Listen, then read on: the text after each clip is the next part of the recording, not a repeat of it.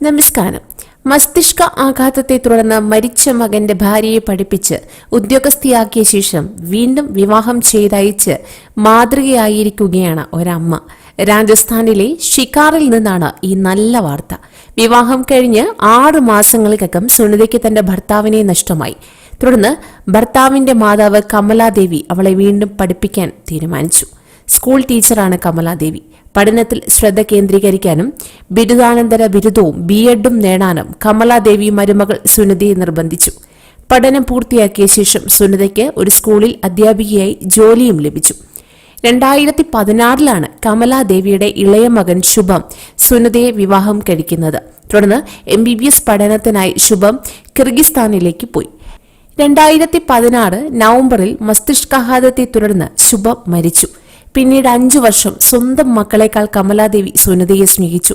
സ്വന്തം മകളെ പോലെ കരുതി തുടർ പഠനത്തിനയച്ചു. പഠനശേഷം സ്വന്തം മകളെ പോലെ സുനിതയെ നല്ല നിലയിൽ വിവാഹം കഴിച്ച് അയക്കുകയും ചെയ്തു. ഭോപ്പാലിൽ CAG ഓഡിറ്ററായ മുകേഷാണ് സുനിതയുടെ കഴുത്തിൽ വീണ്ടും താലി ചാർത്തിയത്. നിരവധി പേർ സുനിതയുടെ വിവാഹത്തിൽ പങ്കെടുത്തു. ഇത് മാത്രമല്ല, കടുത്ത സ്ത്രീധന വിരോധി കൂടിയാണ് കമലാദേവി. അവരുടെ മകൻ സുനിതയെ വിവാഹം കഴിച്ചപ്പോഴും കമലാദേവി സ്ത്രീധനം വാങ്ങിയില്ല. ഇപ്പോൾ സുനിതയെ മുകേഷിനെ വിവാഹം കഴിച്ചു കൊടുത്തപ്പോഴും കമലാദേവി സ്ത്രീധനം വാഗ്ദാനം ചെയ്തില്ല.